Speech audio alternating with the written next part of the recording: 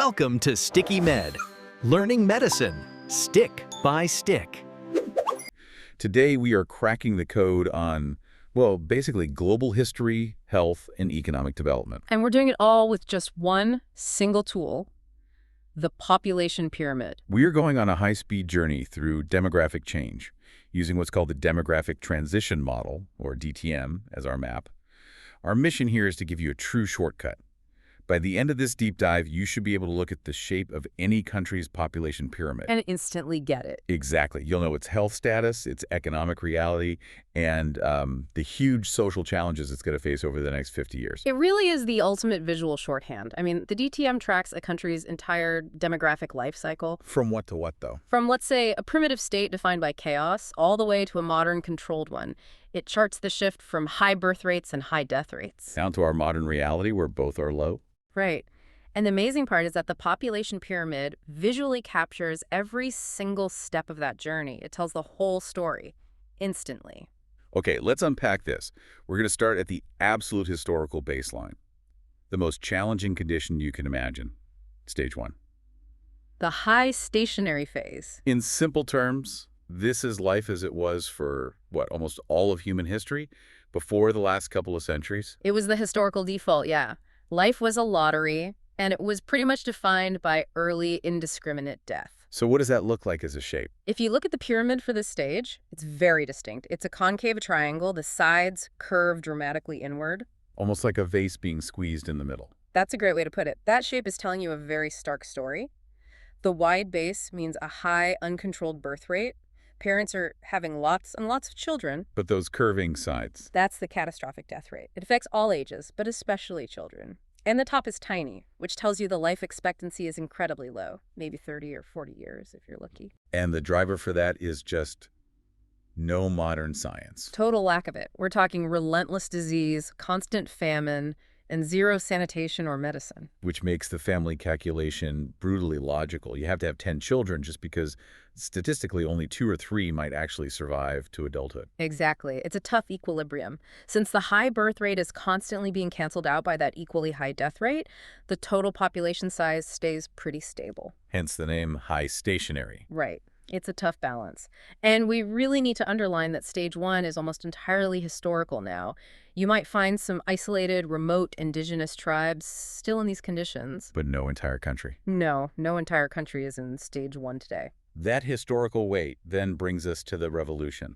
Stage 2, the early expanding phase. And this is where it gets really interesting because something external happens. The whole system changes. We go from a world defined by early death to one where we've, kind of conquered disease. What is it that shifts the needle so dramatically? What makes the death rate just plummet? The shift is rapid, and it's external. It's driven by the benefits of the Industrial Revolution spreading out, even to places that aren't industrialized themselves. So we're talking about basic public health. We are. Things like sewers, access to clean drinking water, basic antibiotics, and, this is critical, a stable food supply that prevents famine. These changes just crush the death rate, especially infant mortality. Suddenly, 9 out of 10 kids are surviving. Wait, okay, so if the death rate plummeted because of sewers and medicine, shouldn't people almost immediately realize they don't need to have 10 kids anymore? Why does the birth rate stay so high for so long? And that cultural lag is the critical ingredient. It's what causes the population explosion. It's fascinating, really. People just don't change overnight. Exactly. You don't just change behaviors that have been ingrained for thousands of years. The culture is still operating on stage 1 assumptions. You need many kids for farm labor, for Social Security, as a hedge against that death you used to see everywhere. So the culture just hasn't caught up to the medicine. Precisely. And that gap where the death rate drops off a cliff but the birth rate stays high, that's the population bomb. Ah, okay. The result is just massive growth. Massive. And if you look at the pyramid for stage 2, it's the perfect triangle. It's incredibly wide at the bottom, but the sides are straight. That shows you that these huge generations are surviving well past infancy. So when you hear about a country like Niger or Mali or Afghanistan, this shape tells you they're just facing this overwhelming demand for services. It's an economic race against time. You have to build enough schools, hospitals, infrastructure, all to cope with that massive youth bulge at the base. You got it. Okay, so that brings us to stage 3, late expanding. We're shifting from a problem of death to a choice about life.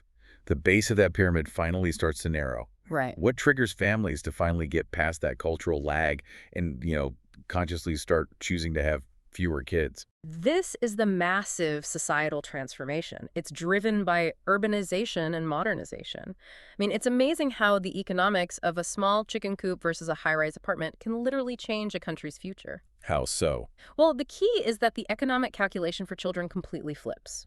When you move from a farm to a city, kids are no longer assets, free labor for the fields. They become liability. They become liabilities. They need clothes, they need expensive schooling, and they don't contribute economically for years and years.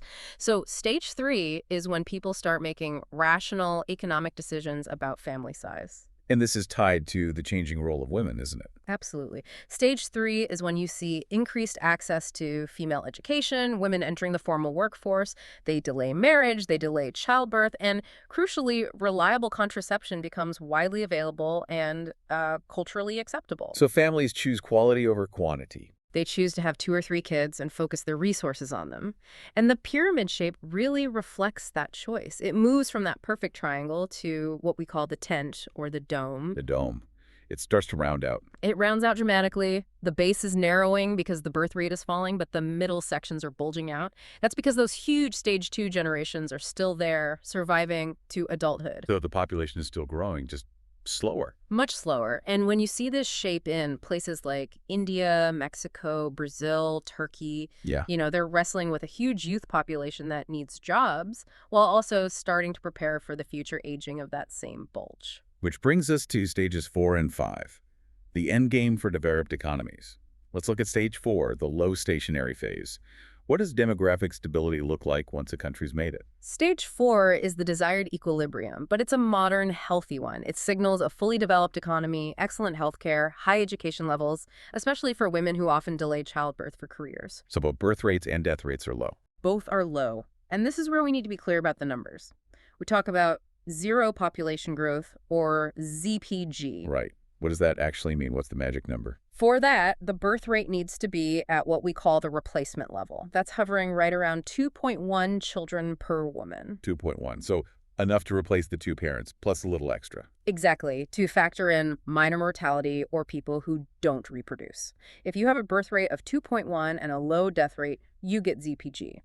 The population is high, but it's stable. And the pyramid shape for that is the beehive or the barrel, right? Barrel, yeah. The sides are nearly vertical, straight up and down. The base isn't wide, but the top is significantly broad, showing a high life expectancy and a lot of elderly people. You see this in the US, the UK, France, Australia? Classic examples of stage 4. They're enjoying a stable demographic structure for now. For now.